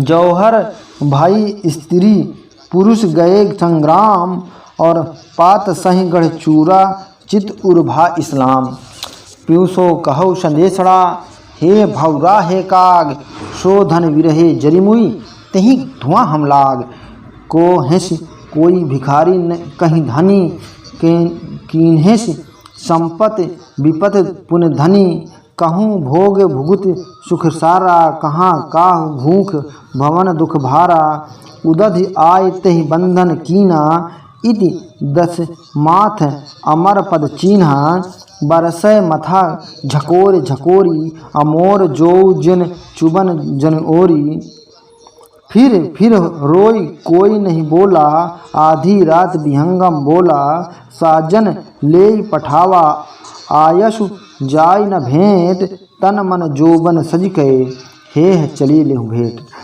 औमन जान कवित असकीना मक यह रहे जगत महचीना आवत पंखी जगत के भर बैठे अमराव आवत पंखी भाषा लेह दई कर नाव पद्मावत पंखियाँ ए नारी मन देख विचारी एह नैहर रहना दिनचारी पुन जब हाँ एह नारी मन देख विचारी एह नैहर रहना दिनचारी जब लगी अहे पिता कर राजू अखेले ले जो लेखों आजू अपुन सासुर हम गौवन काली कित हम कित एह सरबर पाली जोबन मोर भयों जस गंगा अदेह देह हम लाग अनंगा कवन भवर वही बन पावे को मिलाए तन तपन बुझावे मोहम्मद चिंगी प्रेम के सुन महि गमन डिराय और धन विरही और धन हिंसा जाय अस अगिन समाय। प्रेम पहाड़ कठिन विधि गाढ़ा सो पैचढ़ जो सिर जो चढ़ा। पंथ सूर कर उठा अकूरु चोर चढ़े की चढ़ मंसूरू। हिंदी प्रेमखान परंपरा की अन्य कवि। पुहकर कृत रस रतन में राजकुमारी रंभा और सोम के प्रेम का निरूपण किया गया है। प्रेम हिंदी प्रेमखान परंपरा के अन्य कवि हैं तो मंझन, मधुमालती, कुशल, ढोला, मरुआ दूहा, माधव काम कंदला। जैन श्रावक जटमल कृत है प्रेम विलास और प्रेमलता की कथा। नारायण दास कृत छिताई वार्ता। शेख नबी कृत ज्ञानदीप। नरपति व्यास कृत नल दमयंती। मुकुंद सिंह कृत नल चरित्र और जान कवि कृत कथा रत्नावली है। प्रेम आश्रयी सूफी काव्य रचना। आसाहित हंसावली हिंदी के प्रेमाख्यान परंपरा की प्रथम रचना है। कौन है? हंसावली। मुल्ला दाऊद ने चंदायन 1379 ईस्वी में हिंदी सूफी प्रेमाख्यान की प्रथम रचना माना गया है। दामोदर शर्मा की दामों का लखन सेन पद्मावती 1459। ईश्वरदास सतवती कथा 1501। कुतुबन की मृगावती 1503। गणपत कृत माधवन काम कनला 1527 ईस्वी। जायसी पद्मावत 1540 ईस्वी अवधि का प्रथम महाकाव्य है। अखरावट आखिरी कलाम, चित्रलेखा, कहरनामा, मसलसनामा, कन्हावत आदि जो है जायसी की रचना है। मंझन कृत मधुमालती। प्रेमाख्यान काव्य रचना। प्रमुख प्रेमाख्यान काव्य रचनाएं हैं जो इस प्रकार हैं। आइए देखते हैं कि पृथ्वीराज राड़ेर ने ब्रेल की रुक्मंजरी और रूपमंजरी। जटमल जैन श्रावकृत प्रेम विलास प्रेमलता की कथा है। नारायण दास कृत है छिताई वार्ता। आलमकृत माधव नल काम कंदला। श्याम शनेही रुक्मणी ब्याहली। नरहरि रुक्मणी मंगल। उस्मान चित्रावली। पुहकर कृत रस रतन। शेख नबी ज्ञानदीप। जान कवि कथा रत्नावली, कथा कनकावती, कथा केवलवती, कथा मोहिनी, कथा कलंदर, कथा नल दमयंती, कथा रूपमंजरी, कथा लैला मजनू। इन सब का रचनाकाल 1612 से 1664 ईस्वी तक है। नरपत नाल कृत नल दमयंती 1625। दुख हरण दास कृत पूपावती 1669। आगे है दामोदर कृत माधव नल काम कंदला 1680। नूर मोहम्मद कृत है इंद्रावती। अनुराग बांसुरी। बोधा कृत माधव नल काम कंदला, ये भी बोधा की रचना है। शेख निसार की यूसुफ जुलेखा। जान कुंज की उमा चरित्र। कासिम शाह कृत हंस जवाहिर। शिवराम कृत लैला मजनू। नंददास कृत रूपमंजरी और मुकुंद सिंह नल चरित्र। कासिम शाह कृत हंस जवाहिर कासिम शाह की रचना है। अन्य प्रमुख पंक्तियां हैं जो सूफी काव्य की हैं तो बुलंदी फिर देखा अंग्रेजा, जहाँ जाए नहीं कठिन करेजा, और जानत है वह सिरजनहारा, जो कुछ है मन मरम हमारा, तो ही छाण अब मैं कित जाऊँ, मोर बाप सौंप तुम ठाऊँ। ईश्वरदास। बलम देखा अंग्रेजा, जहाँ तह जाए जही कठिन करेजा, ये उस्मान के चित्रावली में है। तथा जानत है वह सिरजनहारा, जो कछु है मन मरम हमारा, यह नूर मोहम्मद की है। ठीक। और तो ही छाण सब मैं कित जाऊँ, माई बाप सौंप तुम ठाऊँ, यह ईश्वरदास और सत्यवती कथा की प्रमुख रचना है।